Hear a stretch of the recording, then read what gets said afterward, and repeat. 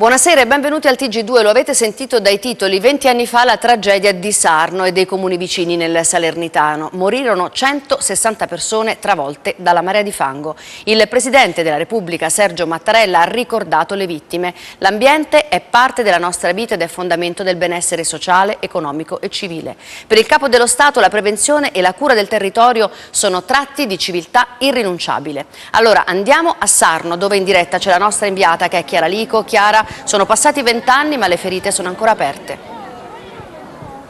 È così una giornata di ricordo e di commemorazioni cominciate questa mattina con varie celebrazioni in tutta la città, proseguite nel pomeriggio alle 18 con una celebrazione eucaristica e con una sfilata, con una processione che si sta svolgendo in questo momento e che sta sfilando sempre lungo le vie della cittadina. Nei lavori che vi abbiamo, nei servizi che vi stiamo per presentare, il ricordo di Sarno, se 20 anni dalla tragedia e dal dolore sono serviti a cambiare l'atteggiamento sull'ambiente, e poi la testimonianza di un uomo che ha perso tutto, completamente la sua famiglia, e che, pensate, ci ha raccontato che da allora è costretto a vivere con la luce accesa e a dormire con la luce accesa. I servizi.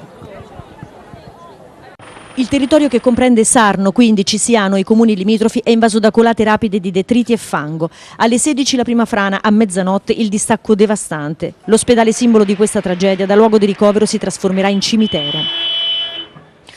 Il bilancio finale sarà di 160 morti, è la risposta della natura a un'edificazione incoerente e a una mancata cura del territorio che ancora prosegue.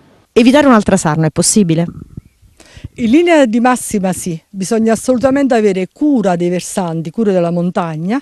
Molte di queste frane si sono sviluppate per almeno il 60% a causa delle stradine costruite per la risalita, per l'accentuazione dei boschi, e in più bisogna evitare assolutamente di costruire ai piedi dei versanti, che sono aree di invasione delle frane. Sarno però fu anche l'inizio di un nuovo modo di concepire la tutela del territorio. La nuova cartografia geomorfologica nacque dalle linee guida tracciate qui, perimetri di pericolosità, normative, interventi strutturali, canali e vasche di drenaggio come questa, realizzata per tutelare la valle. Opere che scontano però il degrado, l'incuria e un mancato controllo, e sulla scarsa manutenzione il sindaco ci risponde con una domanda.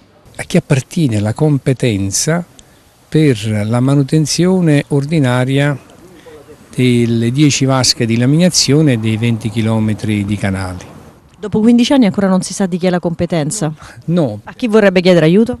Io ho chiesto già aiuto alla Regione e chiedo aiuto ai governi nazionali. Domande senza una risposta, come per le case popolari in questa zona rossa, potevano sorgere solo a una condizione: che venisse realizzata una vasca di sicurezza in caso di frane.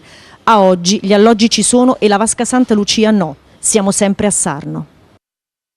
Io abitavo in questo posto, c'era 2 piani che poi abbiamo regalato al comune, dove il comune ha messo su questo monumento. Io ho perso, oltre a mia moglie Raffaela, la mia prima figlia Colomba, l'altra figlia Maria Rosaria, più 8 congiunti della famiglia. Io il primo anno non ci ho capito più niente. Ancora oggi io non dimentico, perché io l'ho vissuto, la vivo tutti i giorni, perché io vivo ancora da solo, ma questa è una scelta mia, non voglio dire niente. Però il primo anno è stata una tragedia. Io non avevo più niente, mi hanno regalato da calzini alla biancheria intima e tutto il resto. Di notte si piangeva, dormivo sul materasso perché non tenevo niente. La luce tenevo una pila che mi avevano regalato. Io ancora oggi, dopo questa tragedia, dormo con la luce accesa sul comodino. Non posso dimenticare, a volte dico, ma ti mettono una mano sulla spalla, la vita continua. Come continua la vita? Col pensiero di aver perso figli e 137 persone. La domanda è: ma perché?